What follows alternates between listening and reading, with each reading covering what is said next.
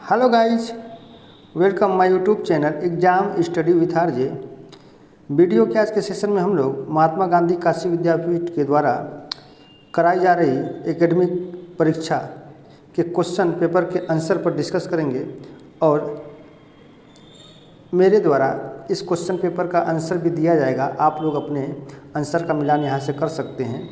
यह जो question paper है यह MSc fourth semester botany paper fourth environmental botany के बुकलेट कोड सी सीरीज़ का क्वेश्चन पेपर है। अब हम लोग इस क्वेश्चन पेपर के आंसर को देखते हैं। पहला क्वेश्चन है, नगर वन योजना किस प्रकार की योजना है? तो ये जो नगर वन योजना है यह आपका एक सामाजिक वानिकी योजना है। नगर वन योजना का जो मुख्य उद्देश्य है वो नगरों को हरित बनाना है। कुल 200 नगरों का लक्ष्य रखा गया है। दूसरा क्वेश्चन है, निम्नलिखित में से कौन जल प्रदूषण का प्राथमिक उपचार है? तो इसमें कीचड़ विधि, ट्रिकलिंग फिल्टर विधि, अवसादन विधि, नाइट्रेट्स को निकालना।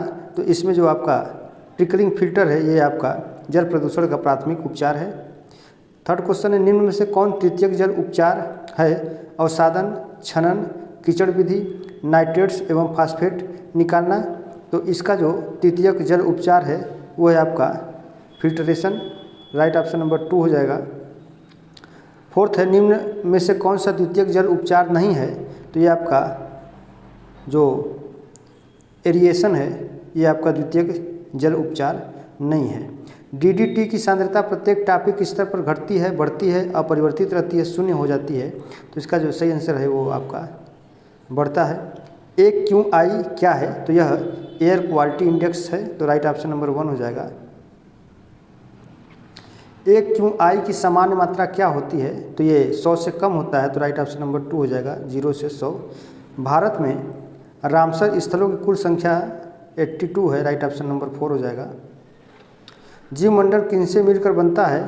तो स्थलमंडल, जलमंडल और वायुमंडल से आपका जीवमंडल बनता है। तो राइट ऑप्शन नंबर 4 हो जाएगा आपका। अब इसके बाद 10 है, रोडोडेंड्रान कहाँ का विशिष्ट वनस्पति है? तो ये जो रोडोडेंड्रान है ये टुंड्रा प्रदेशों में पाए जाते हैं। तो यह एक अल्पाइन क्षेत्र वाला वनस्पति है। Right option number 3। Red data सूची किस लिए प्रसिद्ध है? तो रेड डाटा सूची IUCN के द्वारा जारी की जाती है और यह विलुप्त प्राय पौधों एवं पशु के लिए प्रसिद्ध है। रेड पांडा एक प्रजाति है। यह भारत के उत्तरी पर्वतीय क्षेत्रों में पाई जाने वाली बिल्ली से थोड़ी सी बड़ी बिल्ली के समान ही दिखती है, ऐसी प्रजाति होती है और इसे छोटा भालू भी कहा जाता है। तो ये जो रेड पांडा है यह संकटग्रस्त की श्रेणी में आ चुका है, संकटग्रस्त की श्रेणी में आ चुका है। तो आप इसे असुरक्षित मान सकते हैं। राइट ऑप्शन नंबर 3 हो जाएगा। वातावरण में अवांछनीय परिवर्तन लाने वाले कारकों को कहा जाता है। तो जो अवांछनीय परिवर्तन करते हैं उन्हीं को आप पोल्यूटेंट के नाम से जानते हैं। तो राइट ऑप्शन नंबर 2 हो जाएगा। पर्यावरण प्रदूषण को नियंत्रित करने के लिए भारत सरकार द्वारा पारित अधिनियम है। तो इस जो भारत सरकार द्वारा पारित अधिनियम था वो पर्यावरण संरक्षण अधिनियम 1986, जिसे आप छाता विधान के नाम से भी जानते हैं। छाता विधान भी इसे कहा जाता है, छाता विधान। Environmental protection act 1986। Photochemical smog में निम्न में से क्या नहीं होता है? Ozone, NOx, pan, carbon dioxide. तो यही आपका CO2 नहीं होता है, कार्बन डाइऑक्साइड। 16 नंबर है, मॉन्ट्रियल प्रोटोकॉल निम्नलिखित में से किस पर्यावरणीय मुद्दे को संबोधित करता है? तो ये जो मॉन्ट्रियल प्रोटोकॉल है ये ओजोन क्षरण को। तो राइट ऑप्शन नंबर 3 हो जाएगा। और क्योटो प्रोटोकॉल ये जो ऊष्मीय गैस होते हैं उससे संबंधित हैं। वायुमंडलीय क्षेत्र जहाँ ओजोन परत पाई जाती है तो ओजोन परत की जो सघनता है सर्वाधिक 20 से 25 किलोमीटर के बीच में पाई जाती है और यह 20 से 25 किलोमीटर समताप मंडल के अंतर्गत आता है। तो यही इसका राइट आंसर हो जाएगा आपका स्ट्रेटोस्फीयर। वायुमंडल में किस गैस की कमी से त्वचा कैंसर की घटनाओं में वृद्धि होती है? तो जब ओजोन का क्षरण होता है तो जो सूर्य से निकलने वाली अल्ट्रावायलेट रे होती है वो धरातल तक डायरेक्ट आती हैं और स्किन कैंसर का एक कारक बन जाती हैं। तो राइट ऑप्शन नंबर आपका 1 हो जाएगा, ओजोन। क्रमिक ट्रॉपिक स्वरों पर विषैले पदार्थों की सांद्रता में वृद्धि को क्या कहते हैं? तो इसे आप बायो मैग्नीफिकेशन या जैव आवर्धन कह सकते हैं। राइट ऑप्शन नंबर 2 हो जाएगा। अम्लीय वर्षा वायुमंडल में किस गैस की सांद्रता के कारण होती है? SO2 और NO2, SO2 और CO2, CO और CO2, O3 और धूल। तो जो अम्लीय वर्षा होती है वो SO2 और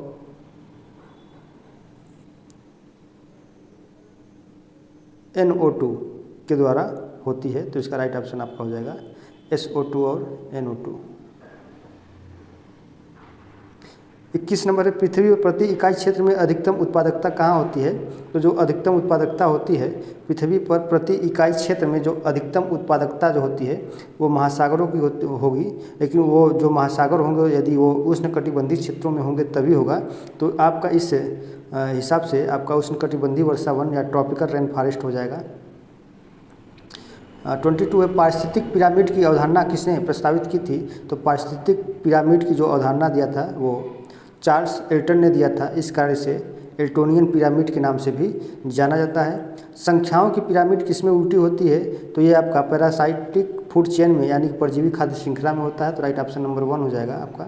24 है, ऊर्जा की पिरामिड क्या होती है? तो ऊर्जा की पिरामिड सदैव ये आपका ऑलवेज अपराइट यानी कि सीधा रहता है। तो राइट ऑप्शन नंबर 1 हो जाएगा। सीधे सूर्य का प्रकाश में उगने वाले पौधों को क्या कहते हैं? तो सूर्य के प्रकाश में सीधे उगने वाले पौधों को आप हेलियोफाइट्स के नाम से जानते हैं। तो राइट ऑप्शन नंबर 3 हो जाएगा। एक पारिस्थितिक तंत्र में ऊर्जा का प्रवाह हमेशा कहाँ होता है? तो एक पारिस्थितिक तंत्र में ऊर्जा का प्रवाह हमेशा जो है कि एक दिशी होता है। तो राइट ऑप्शन नंबर 1 हो जाएगा। ऊर्जा का प्रवाह हमेशा एक दिशी होता है, जबकि फूड और खाद्य पदार्थों का वो बहुदिशीय हो जाता है। प्रत्येक जीव की प्राकृतिक घर को क्या कहते हैं? तो प्रत्येक जीव के प्राकृतिक घर को हैबिटेट के नाम से जाना जाता है। राइट ऑप्शन नंबर 3 हो जाएगा। 10% का कानून किसने दिया था? तो ये लिंडमैन के द्वारा दिया गया था। 10% का नियम लिंडमैन के द्वारा दिया गया था। और प्रत्येक पोषण स्तर में 10% की क्या होती है? कमी होती चली जाती है। तो राइट ऑप्शन नंबर 2 हो जाएगा। भोपाल गैस त्रासदी में कौन सी गैस का प्रभाव था? तो ये मेथिल आइसोसाइनाइड था। राइट ऑप्शन नंबर 1 हो जाएगा। और 30 नंबर, जल प्रदूषण का मुख्य कारण क्या है? तो जल प्रदूषण का जो मुख्य कारण है वो आपका मानवीय गतिविधियाँ हो जाएगा। इन चारों ऑप्शन में मानवीय गतिविधियाँ हो जाएगा। 31 है, BOD का ज़्यादा होना क्या दर्शाता है? यानी कि जब BOD ज़्यादा हो जाएगा तो इसका मतलब कि वाटर अधिक पोल्यूटेंट हो चुका है। ज़्यादा होने का मतलब यह है कि वाटर अधिक पोल्यूटेंट हो गया है और उसमें ऑक्सीजन की मात्रा अब क्या हो रही है? ऑक्सीजन की जो मांग है वो बढ़ने लगी है। तो इस आधार पर आपका ज़्यादा ऑक्सीजन हो जाएगा। तो आपका राइट ऑप्शन नंबर 2 हो जाएगा। पृथ्वी पर पीने लायक पानी का कितना प्रतिशत है? तो ये आपका 0.3% है।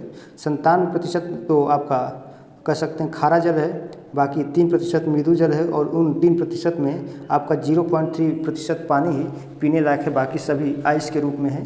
आगे देखते हैं, CPCB से क्या तात्पर्य है? तो CPCB central pollution control board होता है। तो राइट ऑप्शन नंबर 1 हो जाएगा।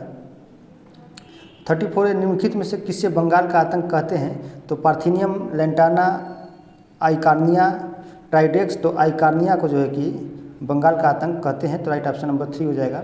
35 है, निम्नलिखित में से कौन सा एक प्रदूषक है जो जैव आवर्धन करता है? तो इसमें जो आपका DDT है यही आपका जैव आवर्धन करता है। तो राइट ऑप्शन नंबर 2 हो जाएगा।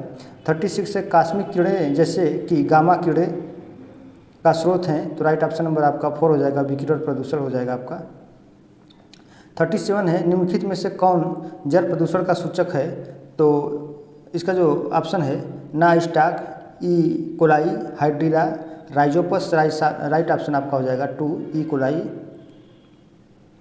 38 है, शैवाल निम्नलिखित में से किसके सूचक होते हैं? मृदा प्रदूषण, ध्वनि प्रदूषण, ऊष्मीय प्रदूषण या वायु प्रदूषण के? तो ये जो शैवाल होते हैं ये आपके वायु प्रदूषण के सूचक होते हैं। तो राइट ऑप्शन नंबर आपका 4 हो जाएगा। अब इसके बाद हम लोग देखते हैं 39 का। तो जो 39 है, ध्वनि की तीव्रता को किस में मापा जाता है? तो ध्वनि की तीव्रता को डेसिबल में मापा जाता है। राइट ऑप्शन नंबर 3 हो जाएगा। इटाई रोग किस मेटल से संबंधित है? तो ये कैडमियम से संबंधित होता है। राइट ऑप्शन नंबर 3 हो जाएगा। अर्थ समिट कब हुई थी? तो फर्स्ट अर्थ समिट हुआ था सन 1992 या 1992 में हुआ था। तो राइट ऑप्शन नंबर 1 हो जाएगा। रियो डी जेनेरियो में फर्स्ट अर्थ समिट हुआ था। अब 42 है, ग्रीन मफलर क्या है? तो पेड़ों और सड़कों के किनारे जो पेड़ों सड़कों की नहीं, मैंने पेड़ सड़क बोल दिया। सड़कों रेल पटरियों के किनारे जो पेड़ पौधे लगाए जाते हैं तो ये पेड़ पौधे क्या करते हैं कि वो मोटर वाहन से निकलने वाले जो ध्वनि होते हैं उनको वो कम करते हैं। तो यानी कि इसका कह सकते हैं कि पेड़ों से ध्वनि प्रदूषण को रोकने के लिए ग्रीन मफलर का प्रयोग किया जाता है। राइट ऑप्शन नंबर 1 हो जाएगा।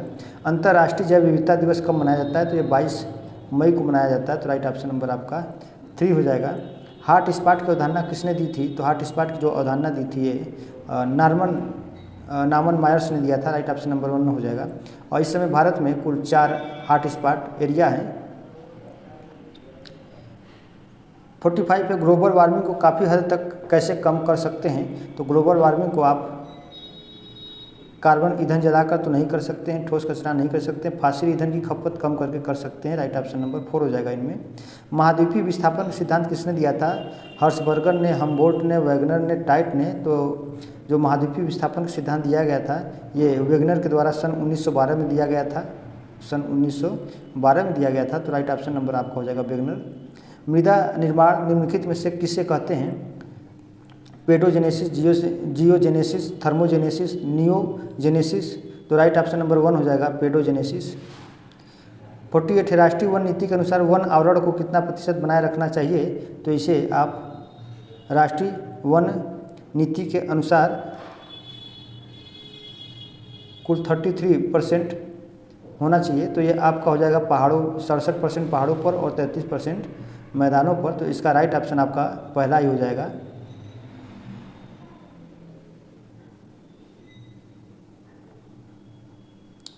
सात 6 13 2 1 3 सॉरी ये 48 का जो है कुल टोटल आपका 33% है। टोटल आपका जो है आपका जो राष्ट्रीय वन नीति के अनुसार जो वन आवरण को कितना बनाए जाने की बात की गई है तो ये 33% है। तो ये औसत इन दोनों को मिला देंगे तो ये जो तीसरा ऑप्शन है ये बिल्कुल सही है आपका। 17% पहाड़ों पर और 26% मैदानों पर है। भारतीय वन अनुसंधान एवं शिक्षा परिषद का मुख्यालय कहाँ है? तो ये आपका देहरादून में है। तो राइट ऑप्शन नंबर 1 हो जाएगा। 50 है सुंदरबन के जंगल को और क्या कहा जाता है? तो सुंदरबन के जंगल को मैंग्रोव कहा जाता है। सुंदरबन के जंगल में सुंदरी नामक वो अधिक वनस्पतियां पाई जाती हैं, इसी कारण उसे सुंदरबन या जंगल या सुंदरबन डेल्टा के नाम से जाना जाता है। जो सुंदरी वन होता है वो मैंग्रोव वन को ही सुंदरी वन कहते हैं। तो राइट ऑप्शन नंबर आपका 2 हो जाएगा। 51 को देखते हैं। भारत का कौन सा राज्य है जिसका वन आवरण सबसे बड़ा है? तो इसमें आप देख सकते हैं कि असम, उत्तराखंड, उत्तर प्रदेश, मध्य प्रदेश में सर्वाधिक आपका मध्य प्रदेश का वन आवरण बड़ा है। तो राइट ऑप्शन नंबर 4 हो जाएगा। वह कौन सा कानून है जो पर्यावरणीय स्थिरता एवं पारिस्थितिक स्थिरता सुनिश्चित करता है? वन अधिनियम 1927, राष्ट्रीय वन नीति 1988, वन्य जीव अधिनियम 1972 और वन्य जीव संरक्षण अधिनियम 1991। तो ये वन्य जीव संरक्षण अधिनियम तो 91 आया ही नहीं था। तो ये आपका राष्ट्रीय वन नीति जो 1988 में था, यही इसका राइट ऑप्शन हो जाएगा।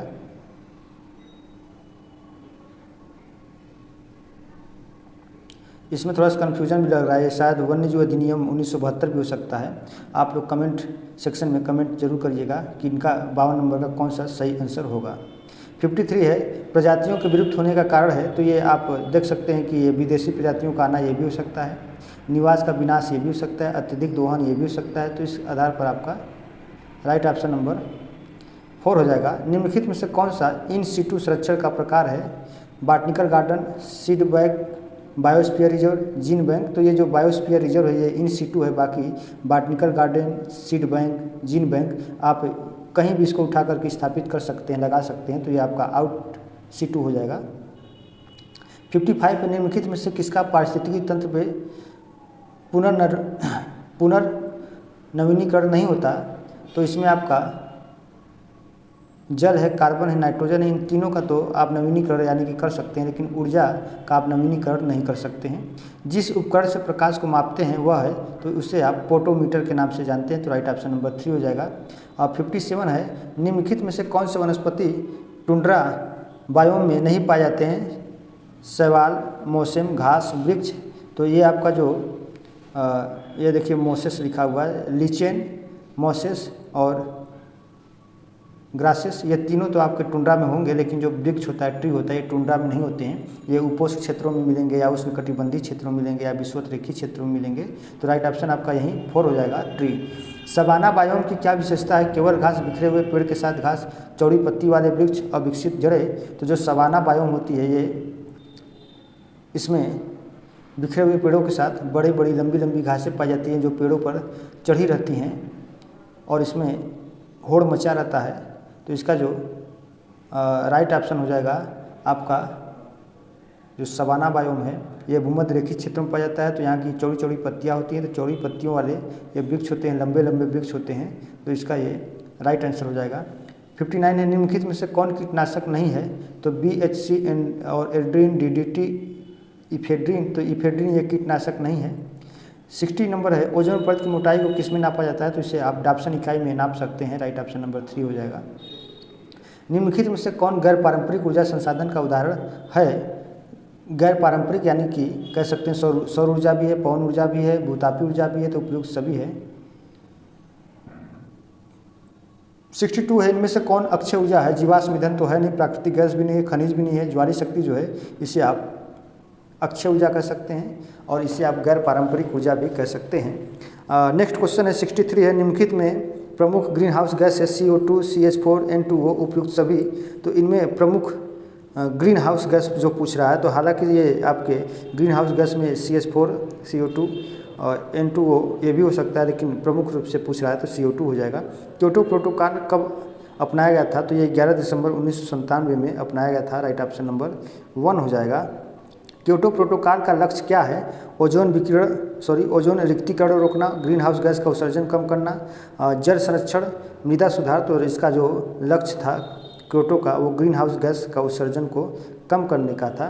तो राइट ऑप्शन नंबर 2 हो जाएगा। 66 है, पारिस्थितिकी तंत्र क्या कार्य है? ऊर्जा प्रवाह, पोषक तत्वों का आवर्तन, द्विदिशात्मक ऊर्जा प्रवाह, 1 एवं 1 और 2 दोनों। तो राइट ऑप्शन नंबर आपका यही हो जाएगा। ऊर्जा का प्रवाह भी है और पोषक तत्वों का आवर्तन भी है। तो राइट ऑप्शन नंबर 1 और 2 दोनों हो जाएगा। हालांकि द्विदिशात्मक ऊर्जा प्रवाह नहीं होता है। मिनीमाटा रोग किस वस्तु के बायोमैग्निफिकेशन से होता है? तो ये मिथाइल मरकरी से होता है। राइट ऑप्शन नंबर 1 हो जाएगा। पादप भूगोल के जनक कौन है? तो पादप भूगोल के जनक इनमें पूछ रहा है। पादप भूगोल, father of phytogeography, Humboldt, Hückel, Odum, Watson. तो इनमें आप हम्बोल्ट को कह सकते हैं कि ये पादप भूगोल के जनक थे। 69 ने एज और एरी परिकल्पना किसने दिया था? तो ये जे विलिस ने दिया था। तो राइट ऑप्शन नंबर 3 हो जाएगा। वे प्रजातियां जो किसी विशेष भौगोलिक क्षेत्र के अलावा और कहीं नहीं पाई जाती हैं, उन्हें क्या कहते हैं? तो उन्हीं को आप जो है कि आप स्थानीय प्रजाति के नाम से जानते हैं। विलुप्त प्रजाति जो विलुप्त हो चुकी है, दुर्लभ का मतलब जो बहुत कम मात्रा में कहीं कहीं पाई जाती है। और नेक्स्ट क्वेश्चन है 71, चिपको आंदोलन जिसे वन्य क्षेत्र बचाने के लिए किया गया, वह किसने शुरू किया था? तो इसे सुंदरलाल बहुगुणा ने शुरू किया था। मेधा पाटकर भी इनमें शामिल थे। तो राइट ऑप्शन नंबर आपका 1 हो जाएगा। सामाजिक वानिकी से क्या अभिप्राय है? वनों का सतत संरक्षण एवं प्रबंधन। तो यही इसका राइट ऑप्शन हो जाएगा, ऑप्शन नंबर 1। 73 है, कृषि व वानिकी का उपयोग करने के साथ खाद्य, चारा एवं टिम्बर उत्पादन कहलाता है। तो इसे आप कृषि वानिकी के नाम से जानते हैं। तो राइट ऑप्शन नंबर 2 हो जाएगा। 74 है, कौन सी परीक्षण से जलीय परिस्थितिकरण में ऑक्सीकरण के लिए आवश्यक ऑक्सीजन की मात्रा निर्धारित करता है? तो राइट ऑप्शन नंबर 1 हो जाएगा, बायोलॉजिकल ऑक्सीजन डिमांड हो जाएगा। और 75 क्वेश्चन जो लास्ट क्वेश्चन है, पोषक तत्वों की अधिकता का कारण तालाबों एवं झीलों की उत्पादकता में वृद्धि क्या कहलाती है? जैव आवर्धन, विलुप्त होने, सुपोषण, वनोन्मूलन। तो पोषक तत्वों की अधिकता का कारण तालाबों एवं झीलों की उत्पादकता में वृद्धि क्या कहलाती है? तो आप इसे यूट्रोफिकेशन यानी कि सुपोषण कह सकते हैं। तो राइट ऑप्शन आपका हो जाएगा 3rd, सुपोषण। तो आज के सेशन में हम लोगों ने बॉटनी 4th सेमेस्टर के 4th पेपर इन्वायरमेंटल बॉटनी के 75 क्वेश्चन को हल कर लिया। इस 75 क्वेश्चन में आप मैक्सिमम मान के चलिए कि 70 क्वेश्चन बिल्कुल सही होंगे। 5 क्वेश्चन को आप गलत कह सकते हो सकता है 5 क्वेश्चन कहीं से मिस्टेक हो गया हो, डाउट की वजह से गलत बता दिया गया हो। तो आप लोग कमेंट सेक्शन में कमेंट कर दीजिएगा कि ये इस क्वेश्चन का जो आंसर है वो ये नहीं है। ये होगा तो आप लोग क्वेश्चन नंबर और उसके सामने उसका ऑप्शन जो है कि दे दीजिएगा। और जितने लोग भी कमेंट करेंगे वो अपना नाम, एड्रेस और जहाँ भी पढ़ते हो कॉलेज में वहाँ का कॉलेज का नाम जरूर दे देंगे। और जो लोग चैनल पर पहली बार आए हैं वो लोग चैनल को जरूर सब्सक्राइब करें, ताकि इससे जुड़ी हुई जो आगे की वीडियो है उसको आप लोग प्राप्त कर सकें। वीडियो अच्छी लगे तो वीडियो को लाइक करिए और वीडियो को शेयर करें।